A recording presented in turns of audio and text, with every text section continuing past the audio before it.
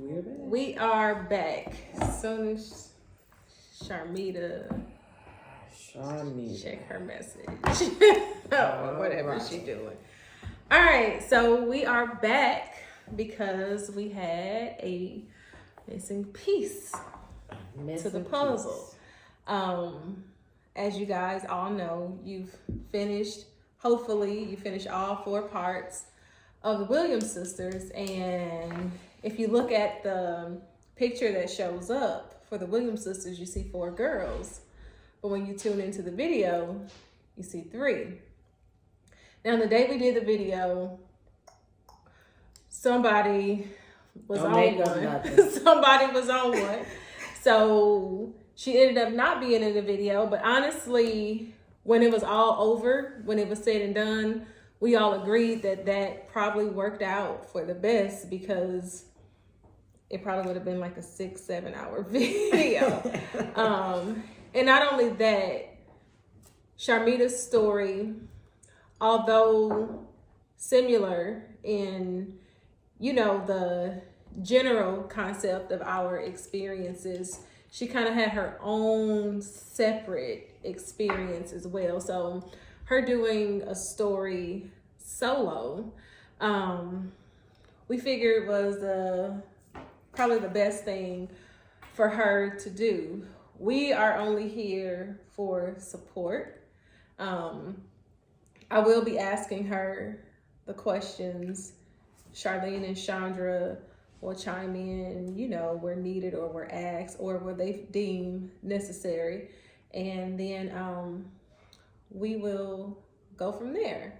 So introduce yourself. You. Ready or not, here I come. Okay. I'm Charmita Williams, the second born to Milton and Regina. I'm a prodigal mother, sister, daughter, and I'm here to tell my story, you guys. Okay, so pray for me. Start praying right now. You'll be fine. Okay. You'll be fine. The questions answered at the end. The questions that people ask. Yeah, that was going to be completely separate.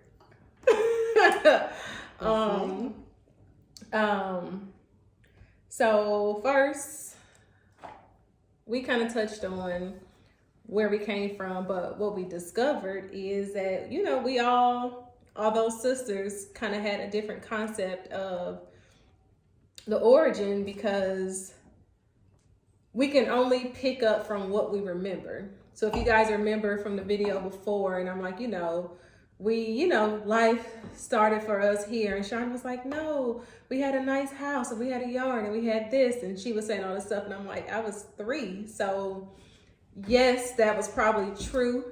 For you and Charmita, you guys probably remember it, but that's not my story, because you can't take the life of a 1, 2, and 3-year-old and expect them to put that a part of their journey when the majority of their journey was something completely different. So we're going to let Charmita tell us where she comes from through her eyes and her voice. Okay, well, as a kid, I remember staying in the Jordan housing projects. And before that on Kelmaya, on the other side, 95th Street.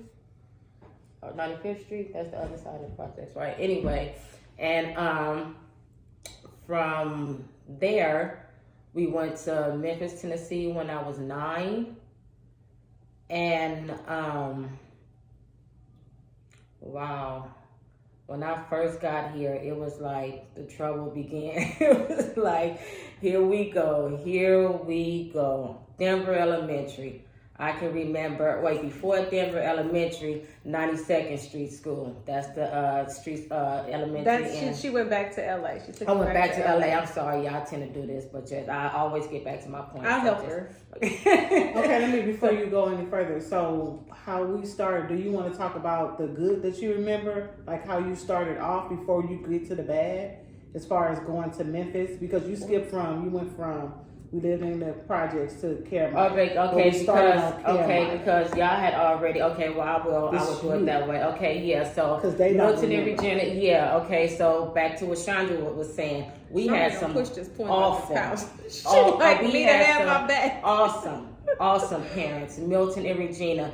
Regina was the type that when Milton came home from work, the house is gonna be clean. If we've been outside playing, we gotta change clothes. She combing our hair over again. Anytime they had company, come meet my 4 girls, and it was wonderful. Christmas time, everything. It was just everybody wanted to come to Regina house. In the backyard, we had swing set, volleyball, and tetherball. So we was like the kids on the block that had everything. Everybody wanted to come play at our house, and my mother, I guess back when the drugs came out, she started using drugs with my aunties, which was my daddy's sisters. And then from there, she introduced my daddy to crack cocaine, and she wanted to change her life. So she ended up moving us to Memphis, Tennessee. At I was 9. And I don't know how old the rest of them was. Okay, but I was 4. And Chandra, she didn't come immediately. It was just us. So when we got to Memphis, I was a daddy's girl. So when I didn't want to leave my daddy, period. So I was upset when we went to Memphis, and I showed every bit of that. And I was a bad child. I was a bully. And I think I enjoyed it because I tormented Chandra as a kid. Like, I would aggravate her until she cried. So, I got to elementary, was bad, got in trouble every day, fought, she my witness. In Memphis, they whoop your ass. You go in the office and they whoop your butt. But if you have a sibling that's at the same school, she have to come in also. So she witnessed a lot of that. And from there, I was just think about it. Like, why you want me to see it? Like, right, I didn't have nothing to do with that, right? And I started acting out in elementary. So, what do you think was the cause? I didn't actually come to Memphis. I didn't actually leave my daddy, and I didn't trust nothing that Regina was talking about. Nothing. I just didn't. So, anger. Okay. Anger seems like you felt out of control of your own situation. You were put... Yeah, but I knew what I was doing. I was intentionally doing what I wanted to do. We stayed with my grandmother. She didn't care nothing about us. I was the sister that really wasn't a good role model. Like, I think from long as I can remember, I showed them what not to do. So your experience so you said our grandmother's house. You talking Minerva about Jones, in here in David Memphis, Street. Yeah. So our great grandmother. What was that experience like for you? Scary. That was a big old house, and she was so big, and her dogs was so mangy. It was a screen door from the chairs on the porch, but to top it off, the hole in the bathroom door. What kind of hole? Chandra, you don't. So y'all didn't have to stick tissue in the hole. Oh, you would put a hole in the bathroom door.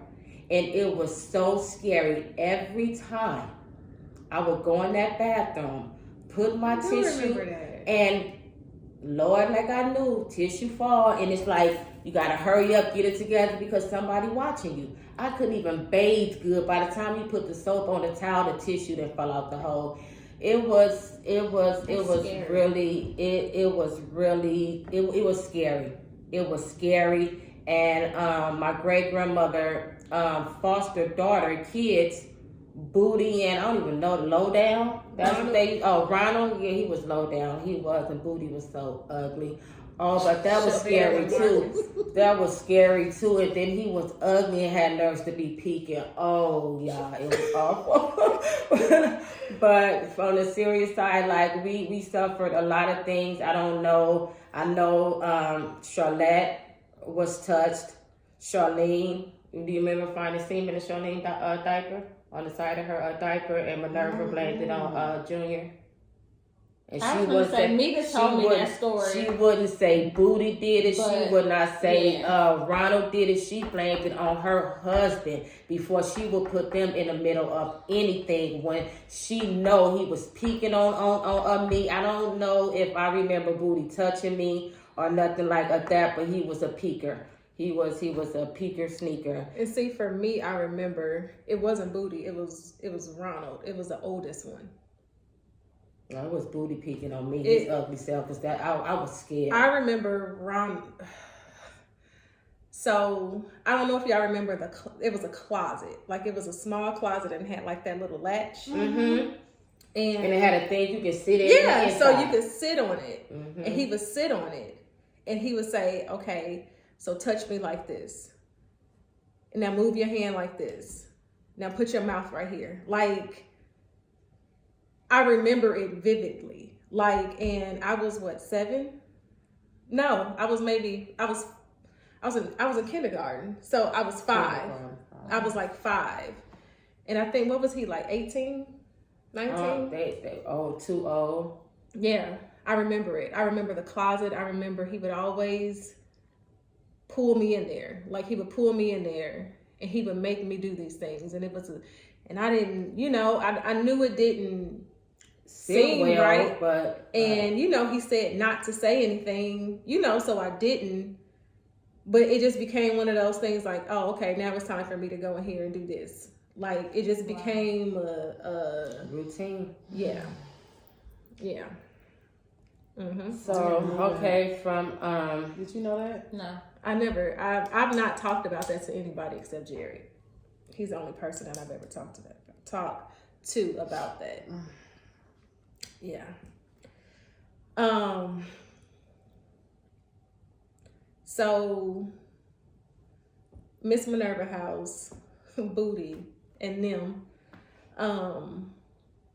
tell us about some of your experiences there. I know you spent a lot of time across the street in the Hertz Village. Yeah, because I was scared. I was so scared of Ugly Booty. So I had a friend, Sheila Brown, stayed in the Hertz Village, and I would be over there all the time, all day. Wait, where was y'all at? Sitting on the Minerva's back porch watching you because they said I couldn't go. Oh, wow, yes. I would stay gone from whenever I could get out that house, I was out.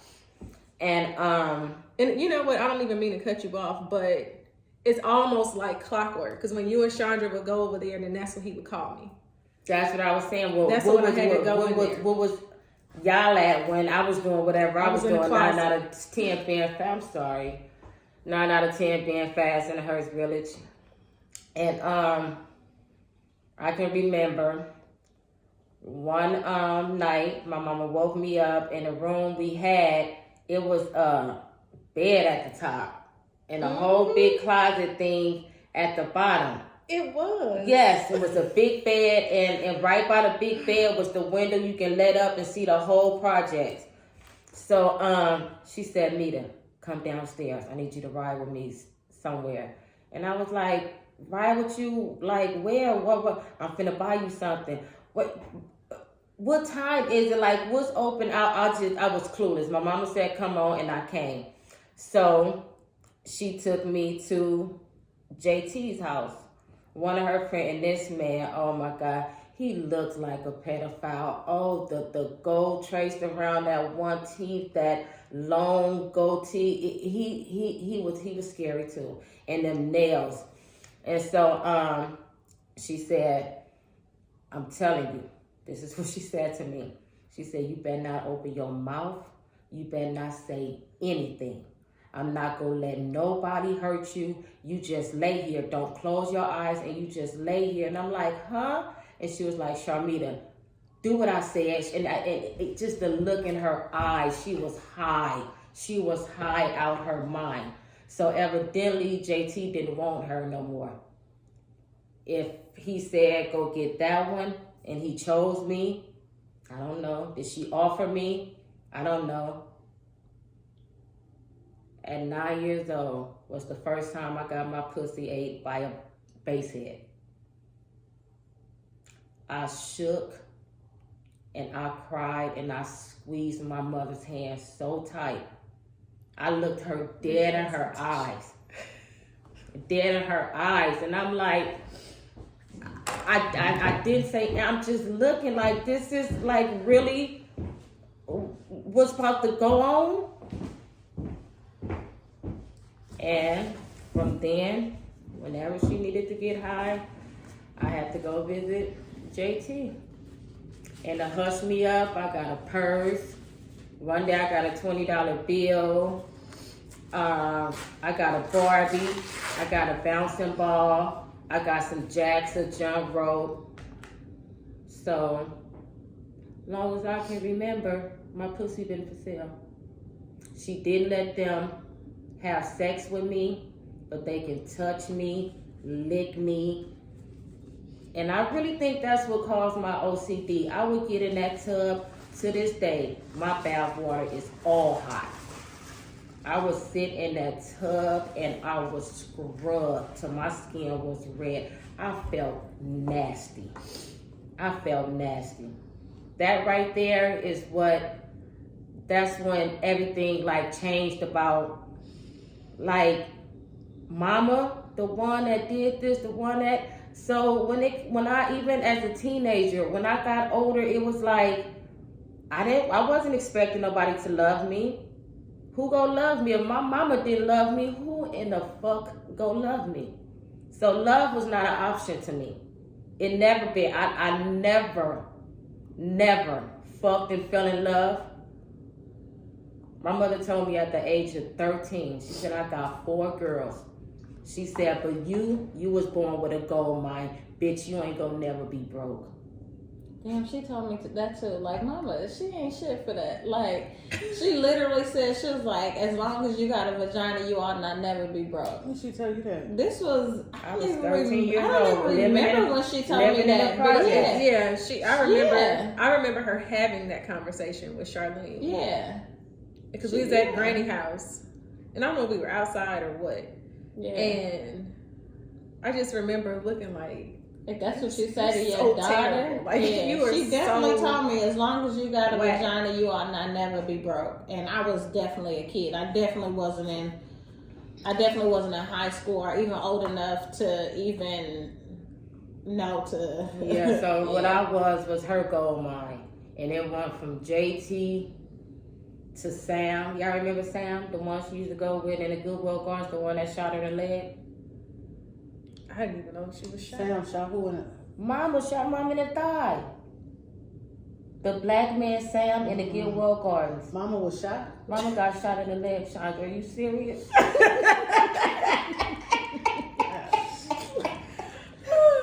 I remember a She scar was on her patched leg. up. Yeah. But Granny had a similar scar. But I think Granny's is probably from surgery. And I think when I was younger, I just chopped it up like maybe that's just what they legs look. You're not talking about Sheila. Sheila got shot in the stomach by the boy that she Sheila got fucked. shot in the stomach. Mama got shot in the leg, okay, by Sam. Thank you, God, that you just wiped stuff out of my mind. She had a circle. She had a circle right on her thigh. Y'all ain't ever seen that? I saw it, Yeah, but I didn't seen know it, but I never asked the why questions.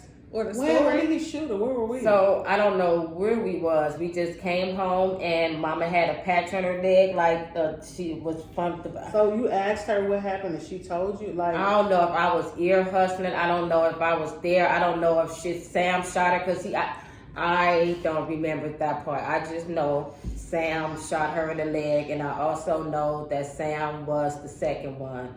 Sitting on his lap, ooh, we just hard, and you just feeling like here it go again. I already know what this gonna be like. So that's what Regina did. That's what she did, and she did that up until I think the Salvation Army. But it stopped when we stayed in the Salvation Army was stayed, before the Gilwell when we Gardens. stayed in the Gilwell Gardens. She disappeared. It was days, and it was weeks, and it was months, and it wasn't no more mama. That was me. I got on my knees, and I promise you, I asked God to please. I said, take away. Regardless how high he was going to do it, I didn't want her there. And every day she didn't come was a blessing to me. Was a blessing. I didn't, when Regina disappeared, everything disappeared. And I will never forget, I don't know where I seen Rod at, but we hadn't seen them since Looney Street when our apartment caught on fire. Somehow Rod came to see me in the Gilwell Gardens, and Rod had always been my knight in shining armor. He would protect me from the boys, the girls. It didn't matter. And that day I wanted to tell him so bad, but I was embarrassed. I think I didn't know how to say nothing to anybody. I don't know if I feared my mama was gonna get in trouble or somebody would do something to her, or I didn't know how I was gonna go. So and that's crazy. It's like through all that, like you still was trying to protect her. I still was trying to protect her through all that. I think deep down inside, when you were a kid, even when your parent wrongs you, it's still your parent. So you still, you long for them to one day really love you like you feel like they should. So you don't want to make them mad. You don't want to tell on them. You don't want to get them in trouble because you don't want to mess up the potential of that one day you might actually come back and want to be my mother, and you might actually want to love me right. And I don't want to mess that up.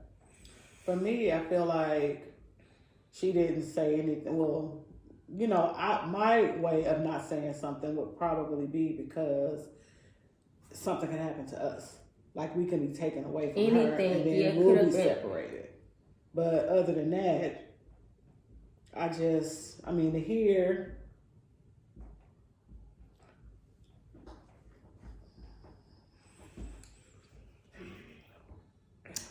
Yeah, but seriously, when I look back at everything, I have no regrets. Whether I was picked, chosen, offered, I'd rather any day me than either one of them, even the oldest. Any day. Any day. So considering those things, and I just want to, this is going to fast forward it just a little bit. So as close as we all were, somehow we didn't know that. We never knew that. We never knew what happened. And I'll never forget the day we found out. We were grown. We were all grown. And I had already moved to Memphis. I was in college at U of M. And I lived in, God, I can't even remember the name of that apartment. Carpenter? No, I lived off campus. Anyway, I was leaving U of M campus and I had just made it to my apartment and I think Chico called. Didn't Chico call? Yeah. Chico Her husband. No. Chico wasn't called because y'all were watching a movie.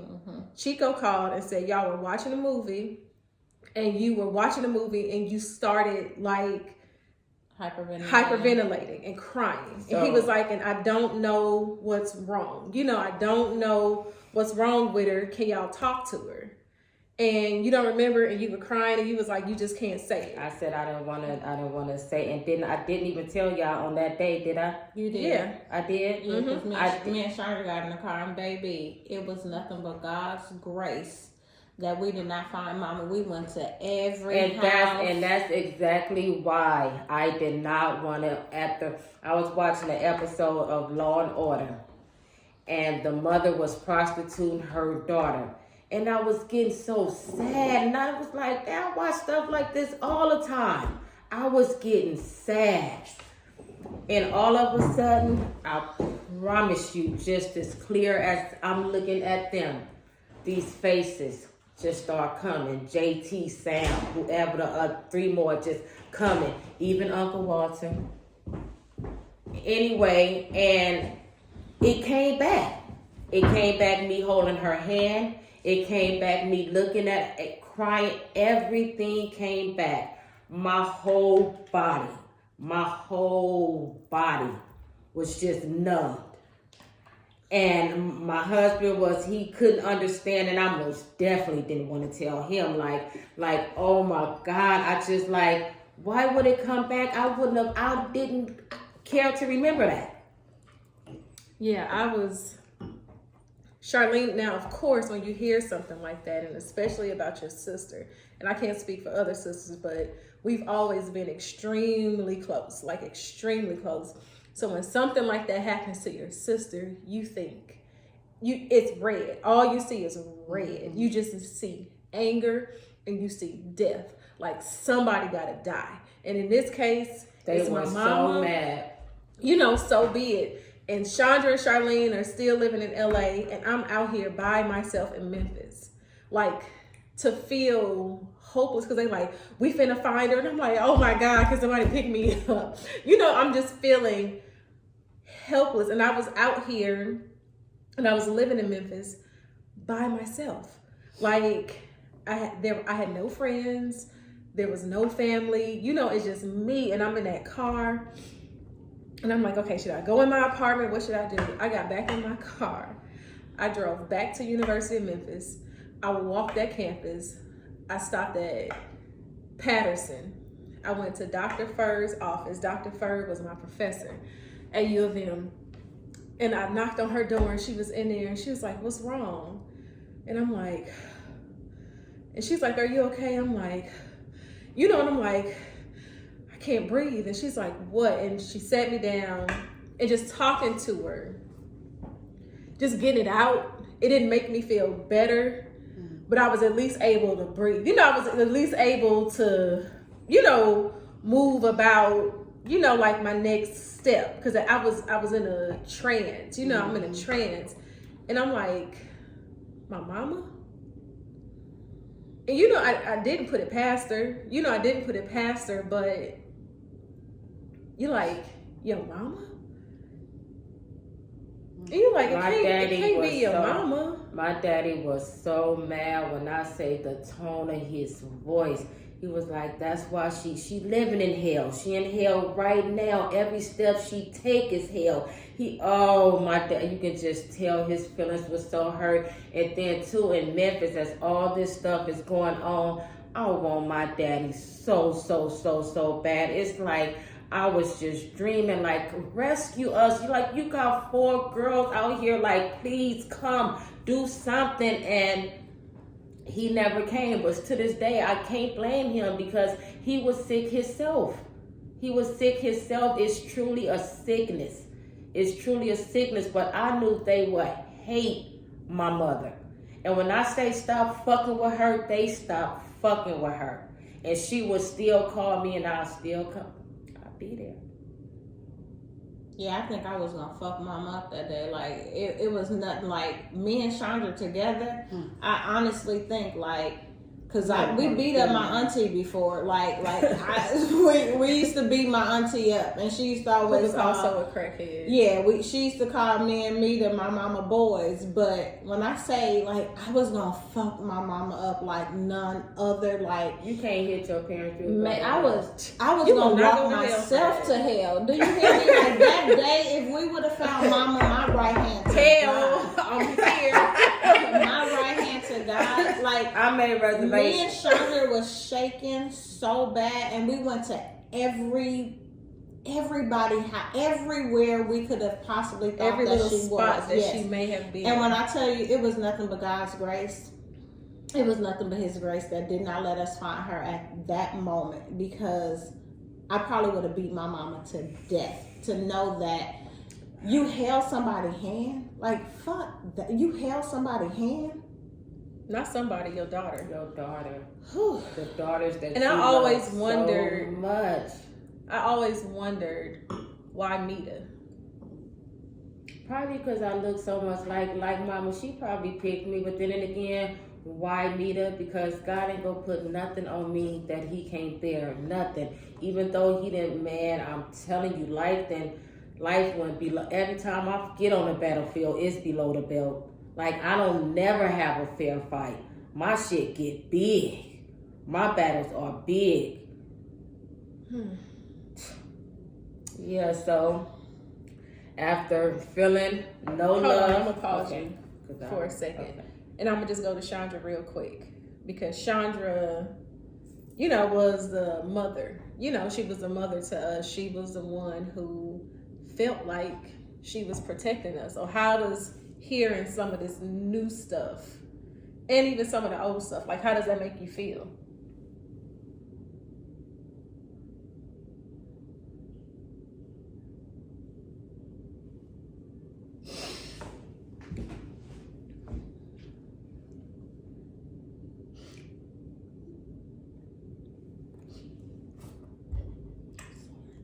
It's okay. Yeah, and it's not I know it may make you feel some kind of way because you wouldn't have allowed none of that. You would have threw mama out on her And head. the reason that I asked is not just to put you on the spot or just to pick.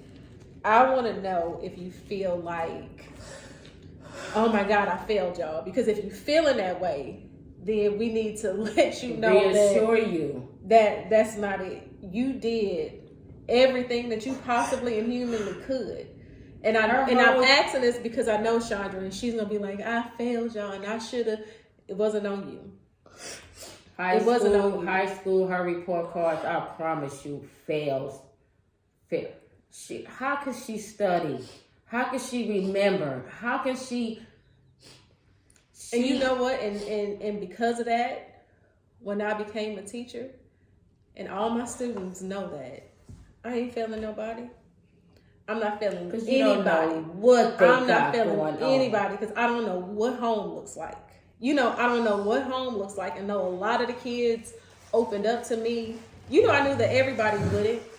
So I'm not failing you if you come in my class and you're here, but you're absent. Mm-hmm. If you come in my class and you ain't never turned in an assignment. If you just come to my class, that's enough to get you a D, at least. Mm-hmm. Because I didn't know. You know, like, I don't know what their story is. I don't know what it looks like. And it just wasn't in me to not consider that. To not consider what might be going on at home that's making you this particular type of student. And we'll come back to Chandra when she's ready to talk. Yeah, because one thing, like, seriously, at 14, you don't know what to say or do. She did. You don't even know all the things to protect people from at 14. But Chandra was like, well, she told me, she was like, Nita, do you remember this? Just be good. Because if you get in trouble, people will come to the house. Mm-hmm. Mama not here, Nita, you got to be good. Because she knew I'm going to school, I'm acting out. Like, they going to be calling for mama. Ain't no mama. And did I be good? I tried, but kind of not really. Because, like I said, she was mama, but Chandra was nice. Chandra not going to steal. Chandra not going to do nothing that really God ain't going to like. But we hungry. Charlotte, what I do? Still. Walked 35 to 40 minutes away in East Memphis to the grocery store with a reindeer purse my sister bought me for Christmas. Remember my reindeer purse? And it was shaped as a reindeer. Kool-Aid went in there. Cheese went in there. Couldn't get the whole loaf of bread. I got some slices. 4 in this arm, 4 in this arm. It didn't matter. I couldn't tell Chandra where I was going, what I was doing. She knew. This was my partner in crime. Cause I ain't no snitch. I've been that way since I was a little girl. I'm like, right. You do what you gotta do. And then we used to trade the Kool-Aid. We used to trade the Kool-Aid for the noodles with the names. Damn. Mm-hmm. That's sad. We was, damn. But we it's all right. We made it.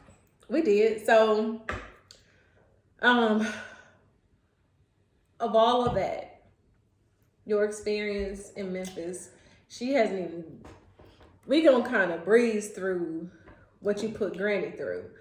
Because when we moved back to LA, and all of us, the four of us, my mama, my auntie's husband, all lived with my grandmother in a 1-bedroom in the projects. 1 bedroom with, what was it, like cots, 9 people? Mom and Nana even make a pallet on the coffee table. We slept in the kitchen, on the floor, on the kitchen floor. I slept in on bed pallets. with Yeah, Charlene slept. She slept in the bed with my granny because they the same kind of mean. Yeah, you're right. That's probably why you start being mean and acting like her, because you was sleeping in the bed with her. But I was sleeping there. fast forward, to us living in LA, and at this point, I'm older. I'm not even much older. I'm still like in elementary school, but for me, I felt grown. I felt very mature. I was very mature in elementary school. I was like a high school student. First of all, when we were living in Memphis and I was in kindergarten, I used to write her book report. She was in the 5th grade. I was in kindergarten. Moby Dick? So she had to do a book report on Moby Dick. And her teacher somehow found out that I did it. And kindergarten. They made me read the book in front of the auditorium because they didn't believe they that didn't you knew believe how to that read. me in kindergarten could read Moby Dick, and I stood in the auditorium at Denver Elementary, and I read Moby Dick as a kindergarten student because I knew how to read because she forced me to do her work. Like I did. I didn't have time, y'all.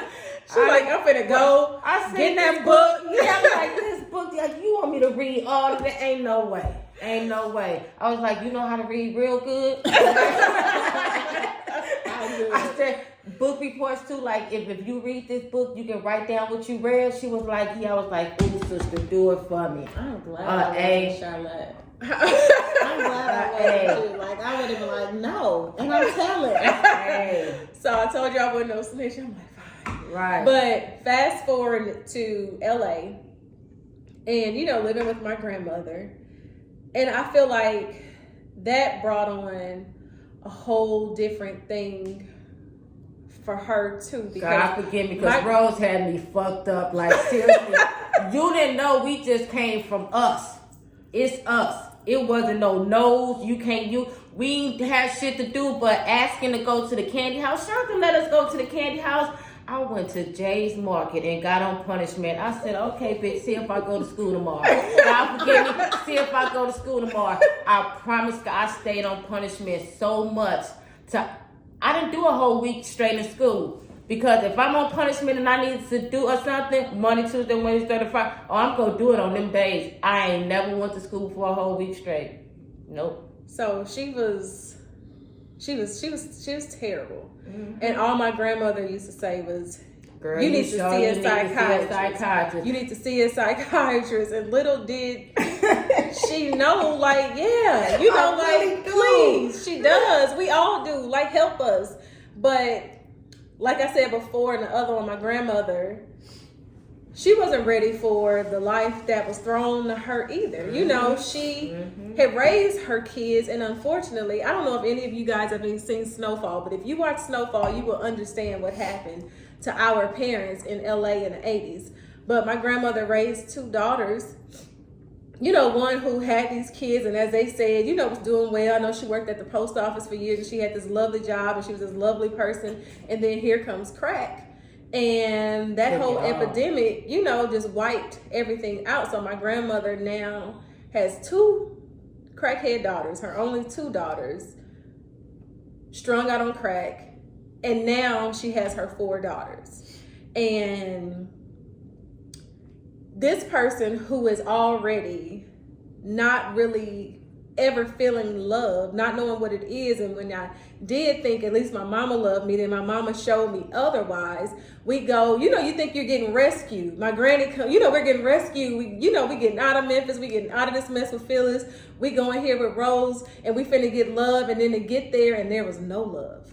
Like, there was no love. Now, Chandra's experience with my grandmother was completely different, but imagine for the three of us, we would literally hear, but she would literally say, only one I like is Chandra. Yeah. Like, do you know what we just experienced? Like, do you know what we just been through? And then to be in your house and we feel like we're, yes, you feel like you're finally safe. And she would be like, Chandra, the only one I like. Yes. Chandra, do you remember this? When Granny put me, Mama, she put Mama and all of us out and told you couldn't go nowhere? Put us out. In a hotel room. Chandra I don't know what Mama did. But yeah, she anyway, said, when it came down. And your daughters. But this one They ain't y'all going long. It wasn't long, but I don't she even put think us out she the house probably- like we were outside, like, here we go again, like Miss Oh, Minerva. when we left in the rain, we were standing up on the Payless. It was a little shed. We were just standing up under there. Oh my God. What was that? When we left Minerva house that night. I told y'all it was snowing though. It was raining and it started snowing. Yeah, I told them that in the last video. It was so cold. So we, you know, she's had these experiences in Memphis. You get to LA, you think you finally safe, and you get in a house with a person who not only is not showing you love, she's letting you know. She's verbally letting you know, I don't want you here. I don't like you. I think my grandmother had a problem with me because, like, she told me one day, well, everybody know I look just like my mama, but she told me I'm every bit of her. And I was like, oh, is that the beef? Well, I didn't say this, but I was like, oh, is that the beef you got with me then? So I knew that she had a problem with me, and I don't think I meant to give her a hard time, but she didn't understand. Like, she didn't, where we had just came from, and then getting here, you really didn't she didn't make it better for me.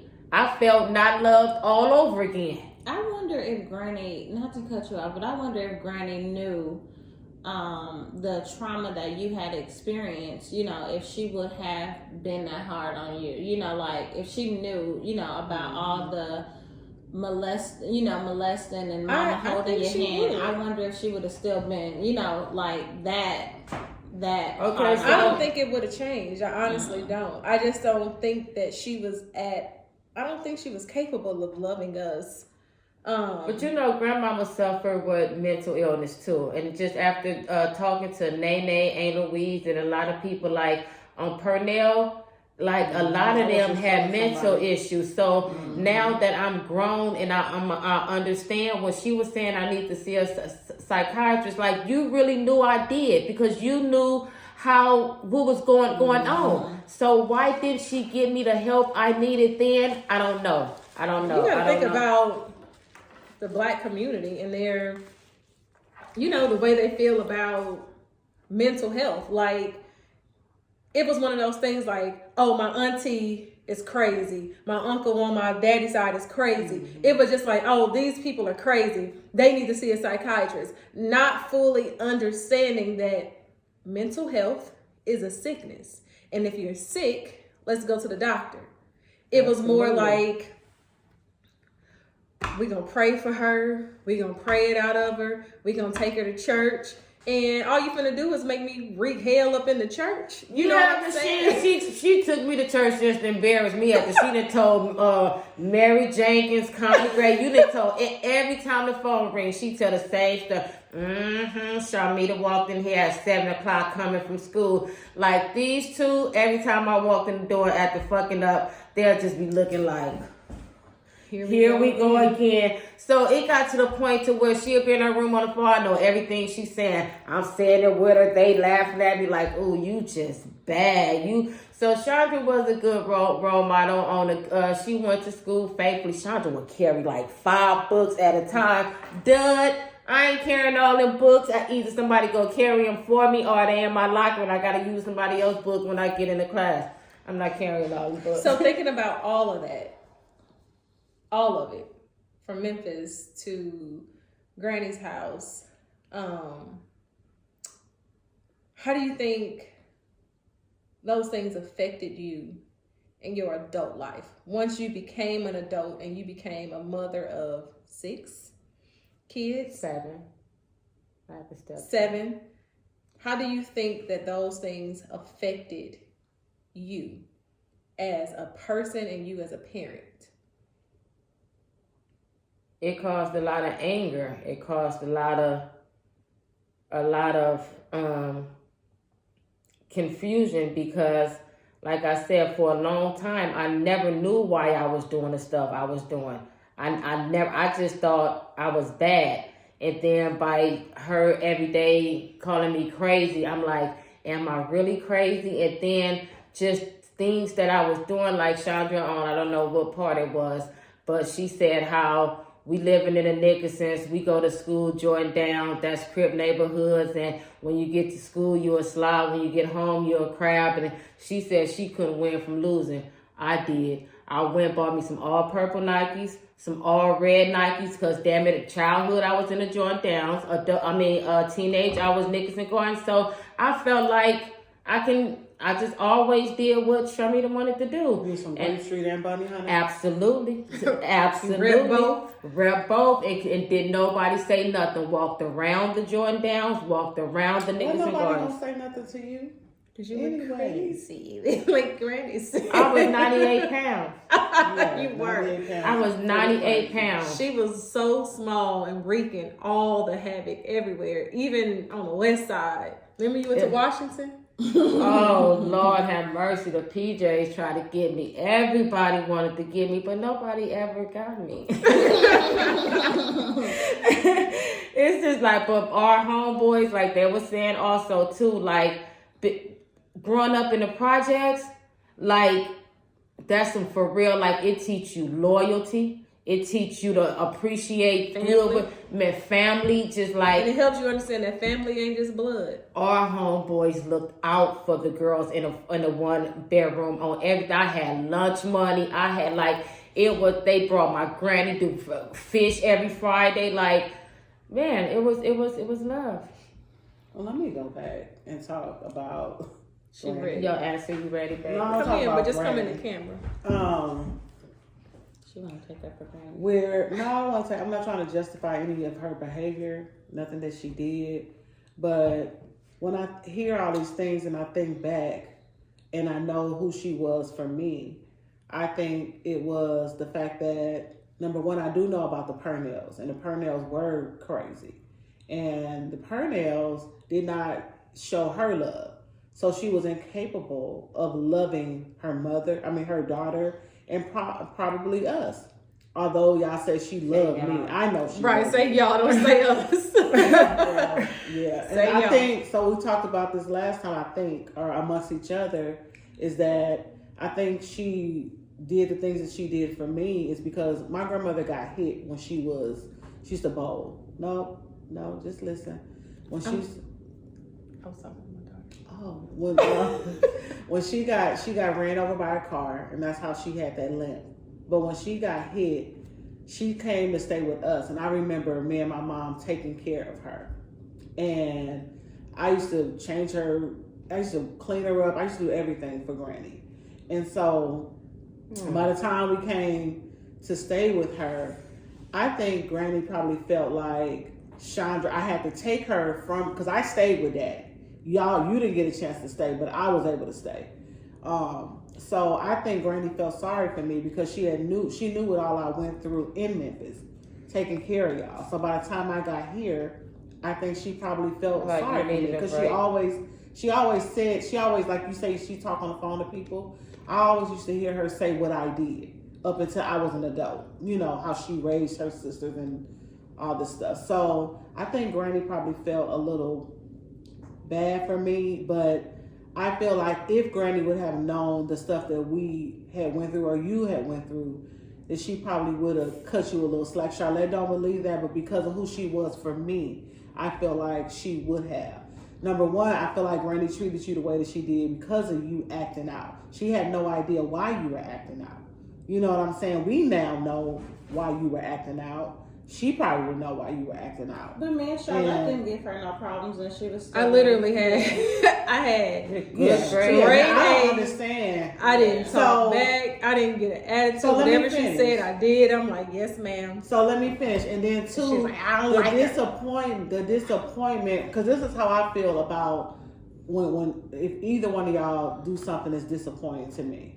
like the disappointment, like you said, both her kids being on drugs, and now she have to have us, because you know she really didn't trip on Nene. She tripped on Mama because Mama left us with her. So it's like, I dare you leave your 4 kids, put your 4 kids off of me. You know, Granny used to travel and like to do stuff. So imagine having that responsibility put on her. Still going to the Gold Strike and shit. Don't even talk about that. Girl, the Gold Strike was my fun days. Ooh, I people love coming when through she the played. back door. I didn't. Because People came Nita to the turned back. into a whore. I did not like when Granny went to Gold Strike because I don't even care if Granny wasn't at Gold Strike. So what Granny happened can when be Granny would leave? I'll Oh, tell God. the story. Okay. So Granny would leave, and Mita and Aisha and Waisha would have to watch us, right? They would She would leave y'all with them, and they Was I would bring. gone? I would. Yes. You was gone. You didn't live with us anymore. But first of all, Aisha made sure we ate. I could see that. She made sure that we took a bath. Now they was gonna turn up and do what they do, but Aisha made sure we had everything we needed. She would make us, lay down in Granny room, and then they would turn up. Charlene was just She said, nosy. "Make y'all lay Like down." Charlene was nosy. What they out there doing? It? I'm like, my nigga, they fed us. They said, come eat us. Now chill. She like, let me see who in there. Y'all not supposed to feel, baby. Why y'all in this house? Get out this house. I'm telling my granny. I'm like, I can see Charlene doing that. The same promise stuff she you. do in the salon to this day. like Aisha then took her time and walked us to Food for Less. She done got this chicken. She done fried this chicken, and you still got a problem. I can see Aisha really taking Aisha care. did. yeah. When I Nina say- and Waisha, they wasn't tripping off us. They like, Because we knew Aisha. bitch, No, we knew Aisha had it. That was her part of the job. Thank Thing you, about Aisha. me, Aisha, like I said, we ain't talked. Aisha, we ain't talked in a while now. But regardless, if you ain't my best friend no more, she go always be my sister. She blamed to this day. It's my fault that my baby didn't get her high school diploma, but it's not, because I wrote us a note. I had grandmama's signature down to the T. Every time we dished, I wrote a note. That means get your makeup work. Do that and turn it in, because we already know we finna have 19 absences in one class, 10 in the next, 13 in the next. So I had to make sure my grades was at least DCB. I don't think I got an A. No, I stopped getting an A in PE when I got a Mr. Merchant class. stupid I hate that self. baby. But back to the question. So, all the things that you went through from Memphis to Granny's house, as a mother, how were you affected? As a mother, I messed up. My first child, I was 17 years old. Like I said, wearing red Nikes and purple Nikes. And I wanted a boy. I didn't want a girl. I wanted a boy because I didn't have time to be combing nobody hair, putting on we gotta go. Let's get a haircut, throw on this white t-shirt. We out of here. So everything that With your baby? Throwing a white tee? with Yeah, Bookie, he had on white tees on the pictures. That's why Boogie been in Boogie. Y'all know That's Boogie. why Boogie a little thug. Boogie used to fight Moo Moo, the Lil Deshaun, even Waisha used to make him. Even Waisha used to be like, no, Nunu is gonna know how to fight. You finna get in the gloves too, Nunu. You remember that? Mm-hmm. Boogie used to be the Moo Moo, Deshaun, I'm Nunu. sure he did. Momo was nice like me. I'm trying to find her. So But when you I had to prove a point too, because like y'all both were little. and then we stuttered. We stuttered real bad. When my grandmama said I was going to reap what I sowed, she probably should have made that clear, and maybe I would have thought about it before I did a lot of stuff.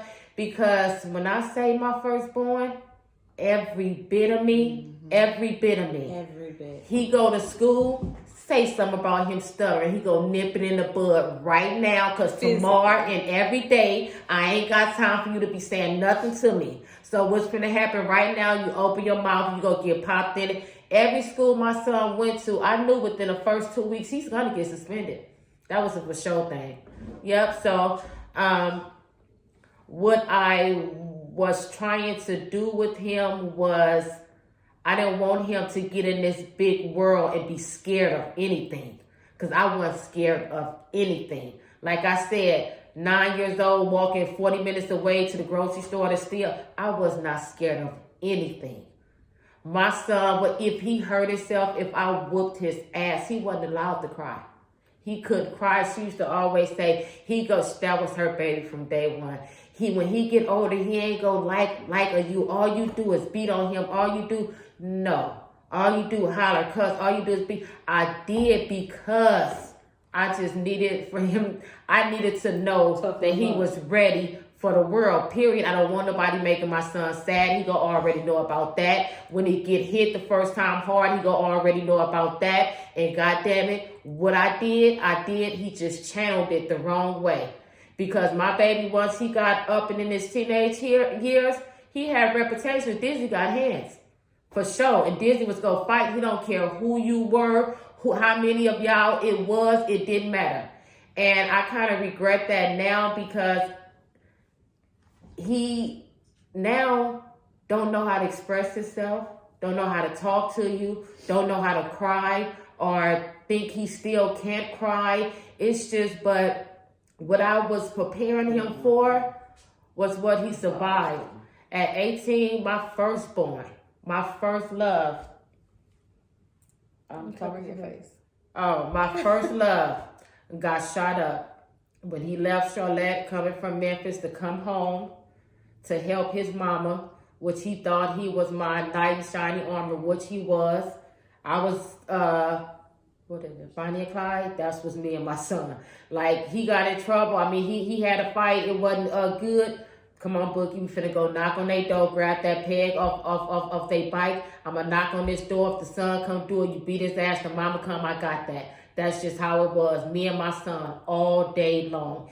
And when he got shot up at 18 in the neck, in the chin, and in the shoulder, it was like I felt bad because the lifestyle he was living, the fearless that he had, all that came from me. And I don't think I was saying teaching him, installing all these things in him because for him to be bad. I just wanted to know that he would be okay. But he took it as fun. He knew how to be slick. He knew how to lie. He knew how to... Look, okay, you gonna ask me the next question. Just let me say this about my firstborn. He was 1 year old, still in the stroller. I was in Macy's, stealing my ass off. So how I would do, I would put the clothes on the stroller, and then as I'm walking around and getting in between the aisles, I'm slipping it because it's the stroller you put the car seat on. So I'm slipping the clothes up under there, then I'm going to get some more. One day I get between two racks, my 1 year old baby got the stuff in the clothes. That's horrible. Why were you stealing? He seen me doing it. No, why were you stealing? The same reason that all of us did, because we were products of our environment was even if I had money, if I can get it, you blink your eye, I got you. Disclaimer, I have never stolen anything out of in my life. Shonda stole it for permission because Shantae gave you. That's what I'm saying. That's what I was talking about. Uh-huh. But I was with people that did it behind me. Yeah, that's what I was talking about. I'm not talking about just out and about and just stealing. But yeah, I think that was one thing that. I'm like, with your baby though, I'm like, so Bookie would have went to jail because they got him on camera. He didn't know no better. He was doing what his mama said. I have a question real fast. So do you feel bad as a parent now that, I mean, I don't know if you feel bad is a word, but the fact that, like, you literally used to tell him, like, not to cry. It wasn't until I literally made Bookie one day cry and say, it's okay for men to cry, you know, because you always instilled in him that. I don't even think that that's anything. I was 17. Like, I grew up in the projects with the thugs. Like, ain't nobody crying these days. Like, no, Nick, I didn't want him crying. And not only that, but beyond that, you got to think of it bigger. You got to think of it bigger than Mita, bigger than the projects, bigger than all that in Black culture in that era. Mm-hmm. For a man to show weakness. It wasn't happening. Or to cry was considered weakness. For, so. And I didn't know no better. That's what I thought. Yeah, and then all that people were doing at that time was putting generational curses on top of generational curses on top of generational curses by making a man feel like him showing some sort of emotion is a weakness. That didn't start with her. You know what I'm saying? That didn't start with any, body. That started with the Black community, and Black people in general, and Black mothers, and that wasn't a her thing. So that's not even somewhere I can't even take responsibility for that, because it is what it is. But you have because you have 5 other children. And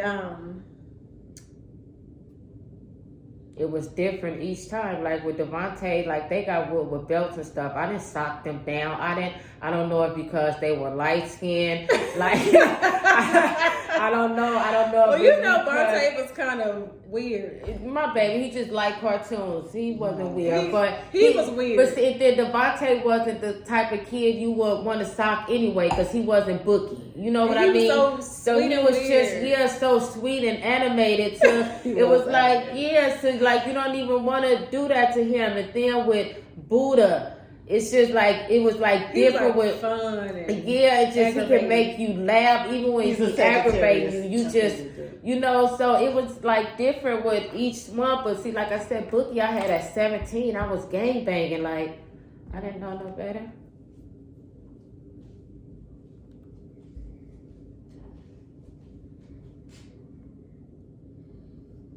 Get your inhaler, baby.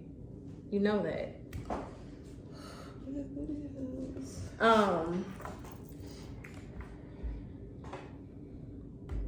Damon, that's Bookie. Devontae, that's Bontae. And we got nicknames for all these kids. Buddha, that's Deshaun. And then you had Kira. That's the Kira. Dayon, that's Day. Darius, Nana.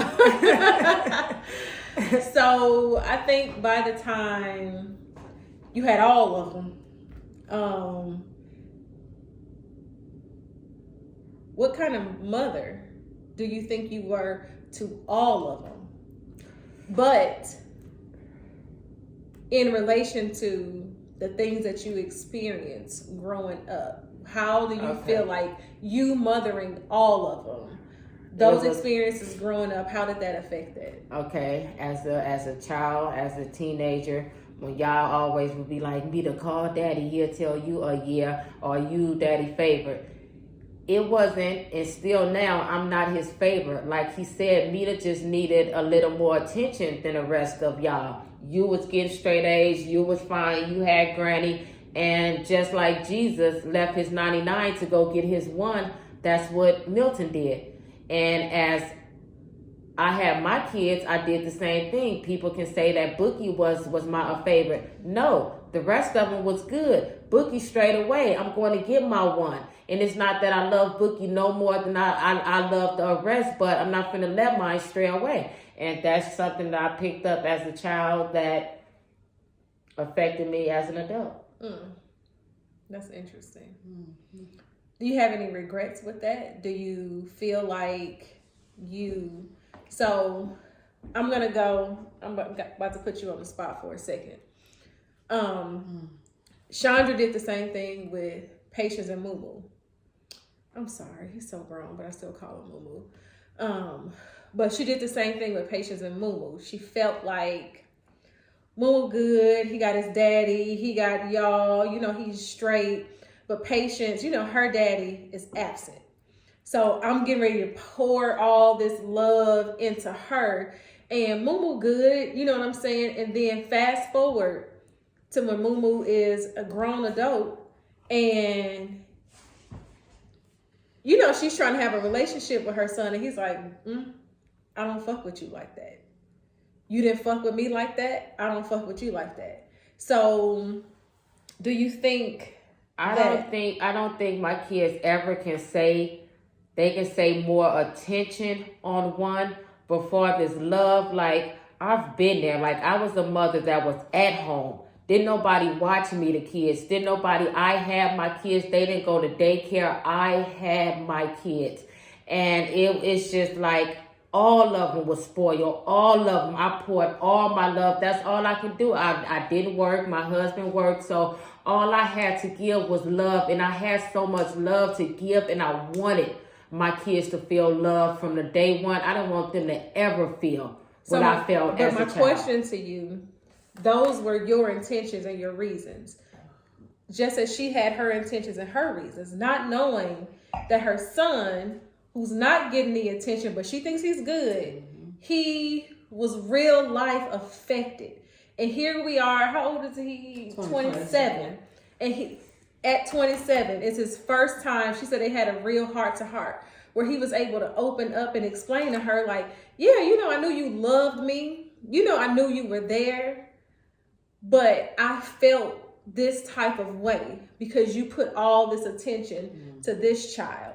Are you ready for that conversation? And my kids are grown now, and I think if that They conversation was, not the small ones, but the way me and Devontae talk, I think if they would have had an issue with saying, Mama, I think you loved Boogie more, I don't think any of them would come to me and say that they think I love one more than the other. So the question is, if it happens, are you prepared for that? Yes, I am. Because how do you think that will make you feel? Because right now you're thinking that I'm good, we're good. Me and my son's good. They understand they don't feel like that. So what if they come to me? Then I will try to my best to explain to them, listen to what they have to say, and I guess explain to them that I'm sorry if that's how they felt, but I don't see me loving one more than the other. So I never. I think I want to chime in for a second, only because I think I can relate to your kids a little if this is how they're feeling. Our Mumu, for example, like growing up, like I said in the last videos, like I knew that my family loved me, but nobody never really said it. So it's like, to hell with parents saying, my kids know that I love them. Like, you gonna have to do something to show me. Because parents always be like, my kids straight. They know my kids know. Like, I knew that my mama and daddy loved me, but my mama and daddy wasn't there.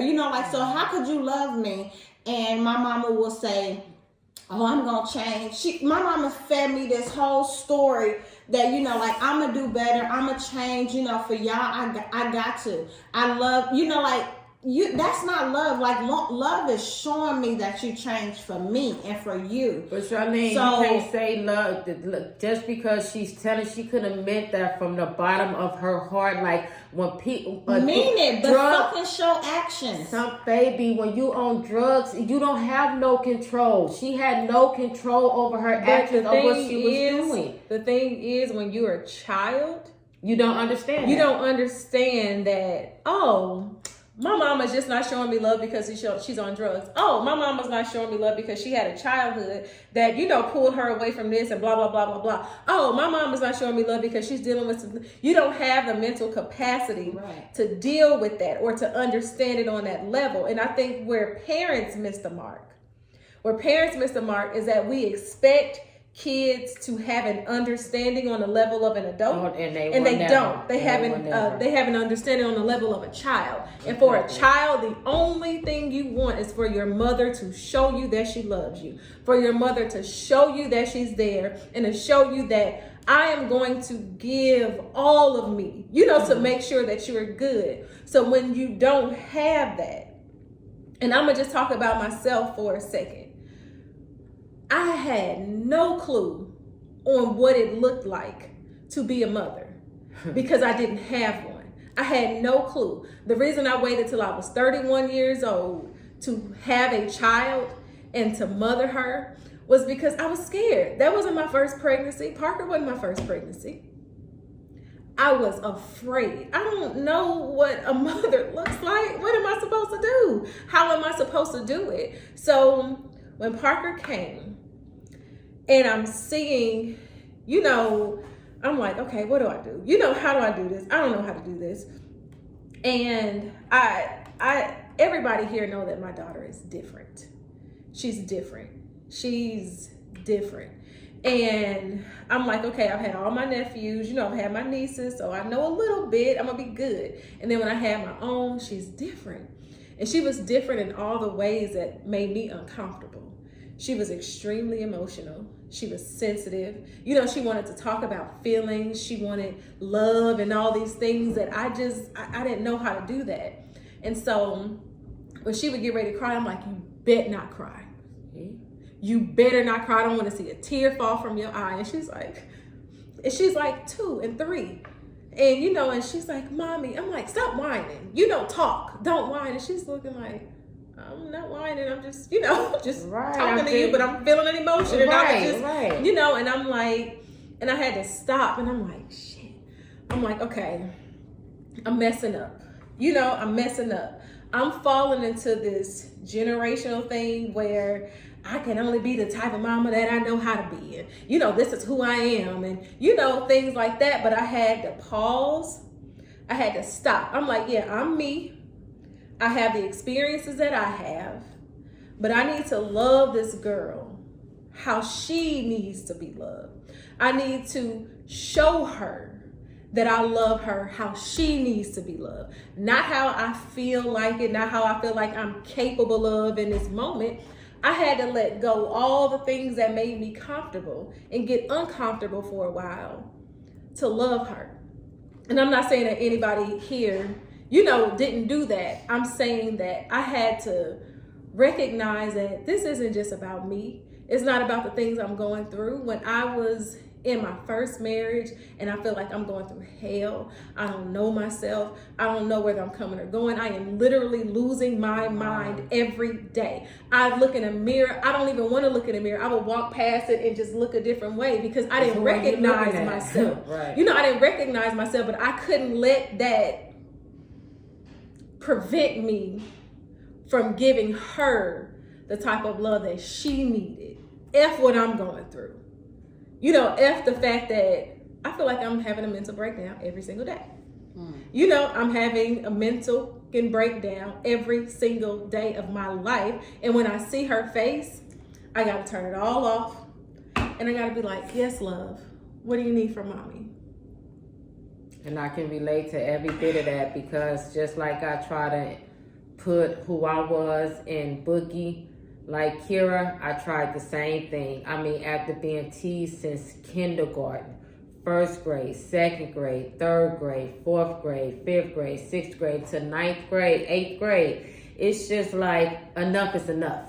You finna fight back because if you don't, they go keep on, Kira. And how long can you go through this? I'm talking about my daughter was so afraid and so to where at school, her favorite sweater, she would have holes from her nails just digging in her sweater. And I'm like, Kira, you want people, like, you have to take up for yourself. And a day I went up to her school and told her, today is the day you about to fight back.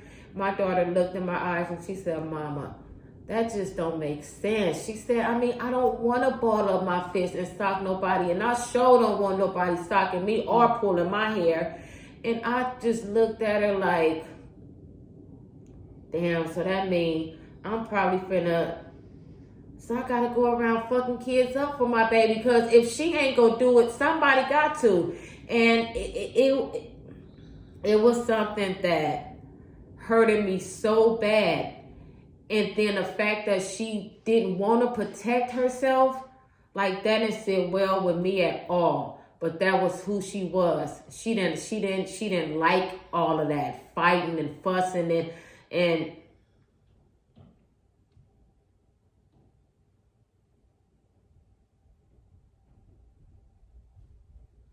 So for those of you who don't know,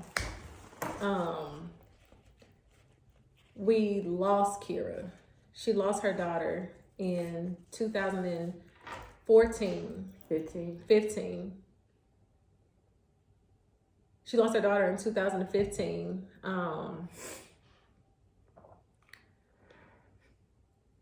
As a result of bullying that led to an asthma attack, that led to death ultimately, that led to her passing away. And it was hard, for everybody. As the mother, of course, it was much harder for her being Charmita. And it's something that she still struggles with. She struggles with it daily. After that death, she went into a dark place. She still struggles in that dark place today. The reason on the first video she wasn't there, she was sinking into that place that day. None of us sitting here, and there are a few of you that I know personally who are watching this, who will watch this, who have, been there. And what I would even like for you guys is to reach out, and to talk to her, to help her, to give her something. How are you making it? How were you able to push through?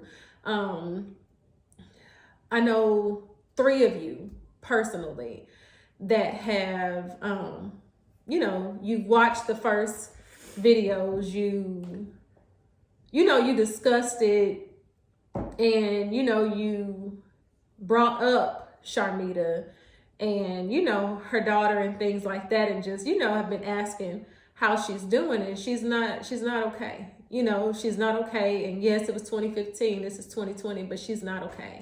And I'm not gonna be okay. But when my daughter died, first I wasn't even over my son's accident. Firstborn, only 18, paralyzed from the neck down. And then a couple of years later, I lose my daughter. And when I lost my daughter, it felt like I lost everybody. And it could have been just me, but I couldn't understand because I couldn't stop crying. Day in, day out, I couldn't understand how my husband was able to go to work. I couldn't understand how everybody was able to just go on with life and live, and I couldn't understand because I couldn't. It was like I was mad at the people who asked me how I was doing, and I was mad at the people that didn't ask me how I was doing. I was mad at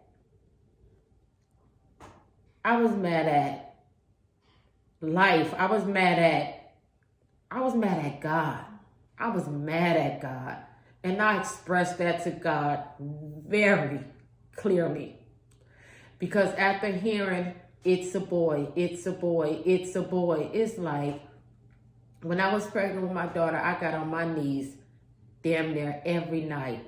And I was like, God, please just let this be a girl this time. Please, like, I prayed for her. And it was like when he gave her to me, oh my God, may God be the glory. I gave him the praise. So for him to say, okay, you got 14 years, that's enough, she coming back. I'm not going to never understand that. Never. I don't know if I can ever accept it, but I'm trying. Because I know she in a better place, but it don't make me feel better. It don't make me feel better at all. Because in a mother's heart, a better place is with me. And a couple of weeks before my daughter passed, she put a post on Instagram that said that her goal was to become one of those in white. And she had God coming, and she had the people in white going to heaven a couple of weeks after she passed. Before she passed. So, honestly, and then from a story that she wrote in her literature class, my daughter was tired. And she was ready. She was truly ready. She was. And that's why today now, I can live with hope. Because I feel like she knew. She did know. She knew she was going. And she wasn't going to be able to fight back in life. She didn't have it in her to be mean, to protect herself. So she was just ready.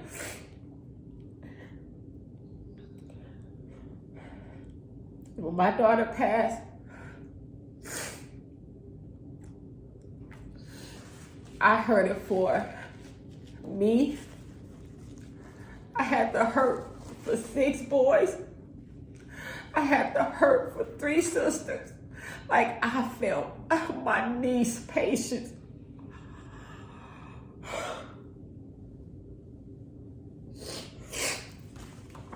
I hurt it deeply for her.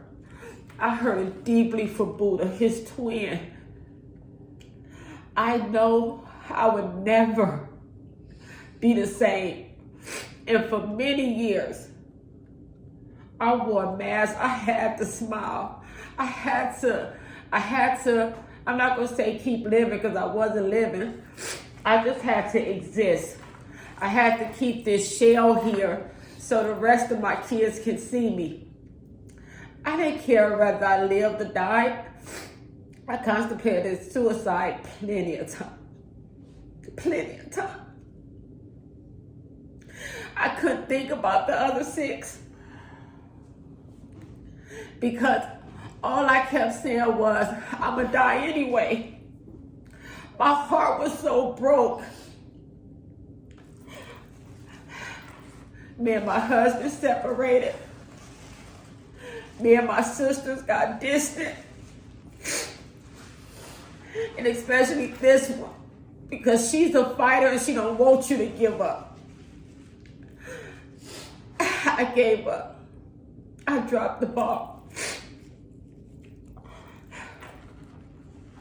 And one day I decided I couldn't take it no more. I got high off cocaine for 24 hours. All night. I couldn't cry. I couldn't feel. And I was fine there, but not for them. And I disappointed them really, really bad. And thank God it wasn't something that, it had a hold on me at first because it kept me from feeling. Even though I couldn't see a picture of my daughter, I could hear certain songs. I got high. I got high damn near every day. Wasn't calling my children.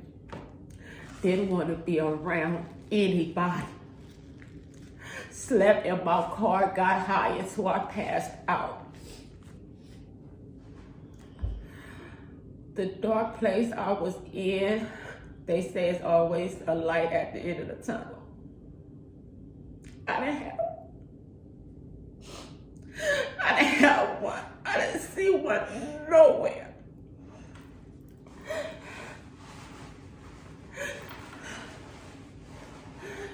I talked to my daddy, just crying with him. He said, baby, I'm hurt more than you. He said, because I got to hurt for you and I got to hurt for me. And my daughter was his baby. My daughter was his baby.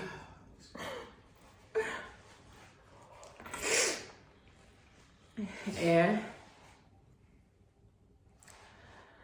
I done spent time in 5 mental institutions, even one here in Memphis, Tennessee. I done been to detox. I done been to rehab. I done been in counseling. I done been an outpatient. None of that mattered because I wasn't ready. I was just doing it to be doing it. I was just doing it to try. Nothing made me feel better. And one day I just had to look in the mirror.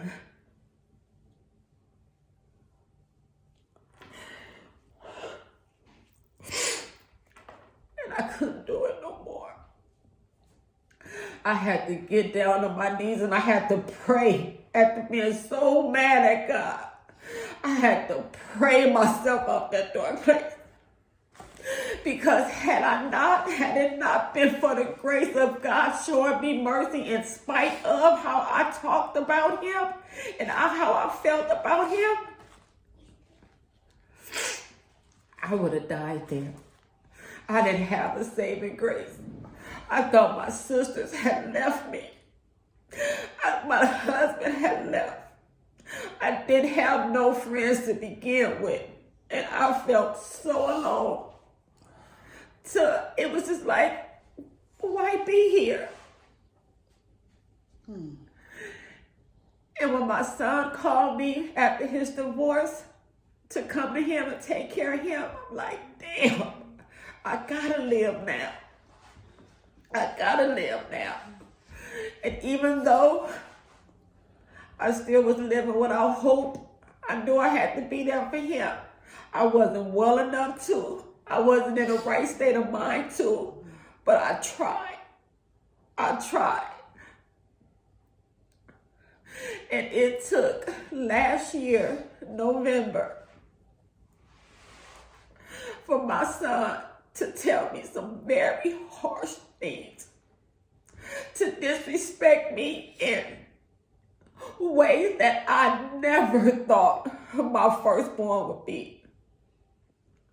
When Chandra used to have trouble with Moo Moo, she would say, he's nothing like Bookie. My son lived for me. He was going to make sure I made it by all means necessary. And when he treated me the way that he did, everything happens for a reason. God knew that was the only thing that was going to get me to leave. I would have sacrificed me forever. I would have took care of my son forever. Forget about me. But that's not what God wanted. He said, you have a purpose. Your son is grown and you got to go. That was by far the hardest thing that I ever done because I didn't feel I was leaving him in good hands. But because of the things that he said to me, I said, okay, you grown. Just like I did, you have to learn. Like, I'm the mother. If I had a choice, I'm going to hell for mine. If God says, Charmita, you've been good, but your 7 and fucked up, I'm here hell. If there was any way to keep my kids from any type of destruction, I was willing to take it. But now, I have to be selfish and I have to find me. The first question was, who am I?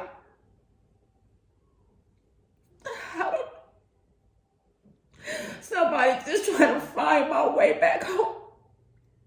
Somebody that want to live again. Somebody that want to love again. Smile again without it being fake in no kind of way. So, the prodigal sister, mother, daughter, that's me. But right now, today, I choose to live with hope. I know there's a purpose. I know God got a purpose for me. And this to help any child teenager, struggling wife, grieving mother. I got it. I've been through it all. I've been through it all.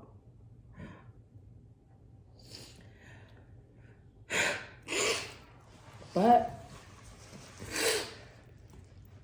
God is still good, and I'm gonna make it. And that's it. We'll end there. You guys have submitted questions for me, Chandra, and Charlene already.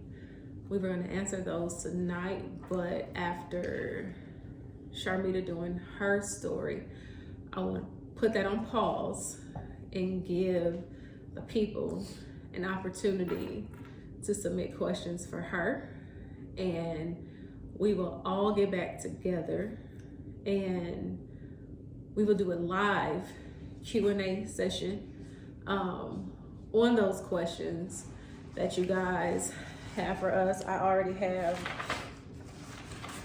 a book of about 20. So thank you for listening. Thank you for your feedback. Thank you for caring. Thank you for supporting. And thank you for following Head Talk. The very next Head Talk that we will do in January will be opened up for all women who want to participate. And maybe Mita can participate in that one too, but the topic will be life after divorce and how women have to cope and how we survive after that. So thank you guys for everything, and we'll see you in a few days. Bye. Bye-bye.